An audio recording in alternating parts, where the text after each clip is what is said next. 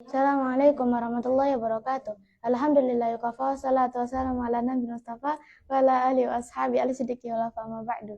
Insyaallah hadza sabah sa'ashrahu lakum faidatan minal kitab Fiqh Muyassar. Bismillahirrahmanirrahim. Al-babu tsaniyah. Bab yang kedua, fil aniyah, dalam wadah-wadah atau bejana-bejana, wa fihi adatu masail. Wafihi iddatu masail, dan di dalamnya terdapat sejumlah permasalahan. Al-aniyah, wadah-wadah, hiya al-aw'iyatu allati yahfadu fiha al-ma'u wa ghairuhu, yaitu wadah-wadah yang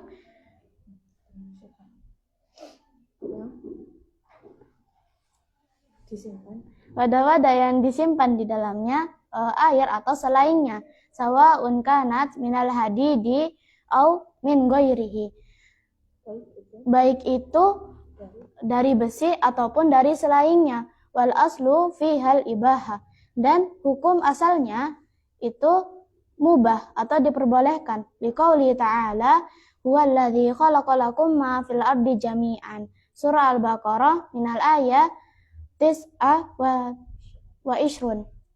Seperti firman Allah Ta'ala, dialah Allah yang menciptakan bagi kalian semua apa-apa yang ada di dalam bumi. Surat Al-Baqarah ayat 29. Al-mas'alatul ula, permasalahan yang pertama, isti'malu aniyah dahaba wal fiddati wa ghairihima fit taharah, itu menggunakan wadah-wadah dari emas dan perak atau selain dari keduanya untuk bersuci. Yajuzu isti'malu jami al-awani fil akli wa syurbi wa sairil isti'mali. Boleh menggunakan semua wadah-wadah untuk makan dan minum dan penggunaan yang lainnya. Idza kana taharatun mubahah.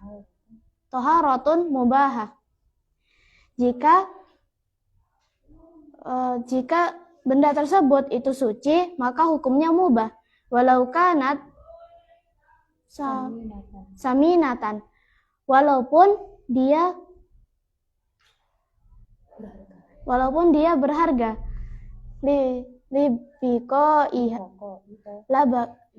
Libaqaiha alal asli wa huwal ibahah,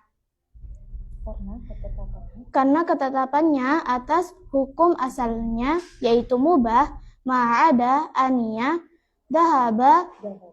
dahabi wal fiddati, kecuali wadah-wadah yang terbuat dari emas dan perak. Fa'inau yuharrimu aklu wa syurbu fihima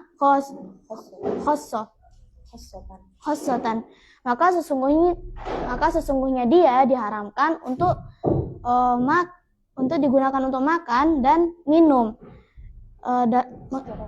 secara khusus, duna sairil isti'mali, selain dari menggunakan yang lainnya. Liqauli sallallahu alaihi wasallam, la tashrabu fi aniyati dhahabi wal fiddati wa la taqulu fi sihafiha fa innaha lahum fid dunya wa lakum fil akhirah. Seperti sabda Nabi sallallahu alaihi wasallam,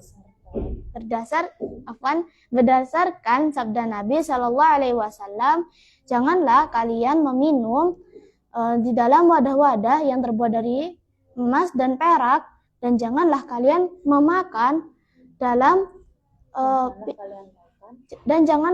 makan menggunakan piring yang terbuat darinya. Maka sesungguhnya dia itu hanya untuk mereka, yaitu orang kafir ketika di dunia, dan bagi kalian di akhirat. Wa qaulihi sallallahu alaihi wasallam alladzi yashrabu fi aniyati fiddati innama yujarjiru fi batnihi naro jahannam. Dan berdasarkan sabda Nabi sallallahu alaihi wasallam,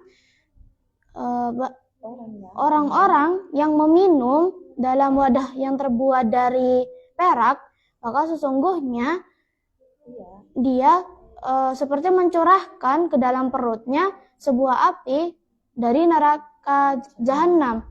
Fahada nasun ala tahrimil akli wa syurbi duna sairil isti'mal. Maka ini menjadi dalil atas keharaman untuk makan dan minum selain dari penggunaan yang lainnya. Fadalla ala jawazi isti'maliha fi taharati.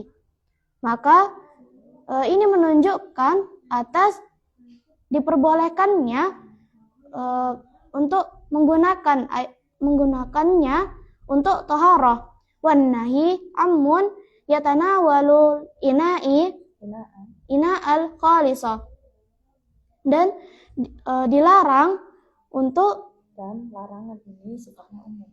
Dan larangan ini sifatnya umum.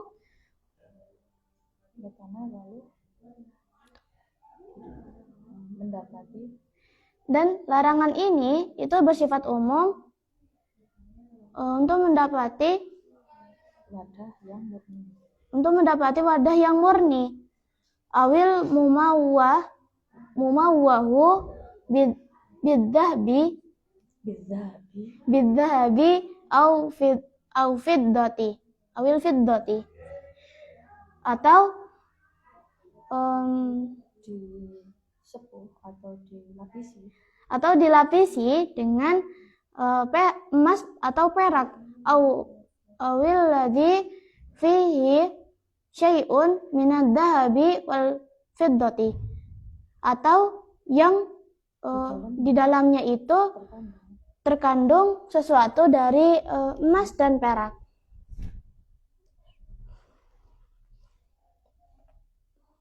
Jadi di dalam kitab ini pada bab yang kedua itu membahas tentang wadah-wadah yang digunakan untuk bertaharah. Dan di sini ada beberapa permasalahan. Jadi perlu kita ketahui wadah-wadah tersebut adalah wadah yang bisa mengandung sebuah air atau selainnya, dan itu bisa terbuat dari besi ataupun yang selainnya. Dan menggunakan wadah-wadah ini itu hukumnya mubah. Seperti berdasarkan firman Allah Ta'ala yang berbunyi, huwaladzi khalaqalakum ma fil ardi jami'an. Dialah Allah yang menciptakan bagi kalian semua yang apa-apa ada di bumi. Kemudian pada permasalahan yang pertama itu membahas tentang penggunaan wadah-wadah yang terbuat dari emas dan perak atau selainnya untuk bertaharah atau bersuci. Maka hukumnya boleh untuk digunakan untuk bersuci dengan semua wadah-wadah. Dan itu juga bisa untuk makan dan juga minum. Selagi benda tersebut itu suci, maka hukumnya mubah. Maka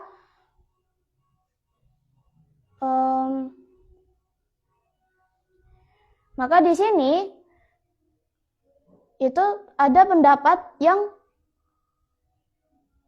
dan di sini itu ada yang mengharamkan emas dan perak itu untuk digunakan makan dan minum, yaitu berdasarkan sabda Rasulullah sallallahu alaihi wasallam, la tasrabu fi aniyatid dahabi wal fiddati wa la ta'kulu fi fiha fa innaha lahum fid dunya wa lakum fil akhirah. janganlah kalian itu meminum dari wadah-wadah yang terbuat dari emas dan juga perak, dan jangan pula kalian itu memakan dalam sebuah piring yang terbuat dari keduanya. Karena sesungguhnya tempat makan atau wadah itu yang terbuat dari emas dan perak itu hanya untuk orang-orang kafir saja. Dan bagi orang-orang mukmin itu ketika di akhirat kelak. Maka ini menjadi dalil bahwasanya wadah-wadah yang terbuat dari emas dan perak itu diharamkan hanya untuk makan dan minum saja.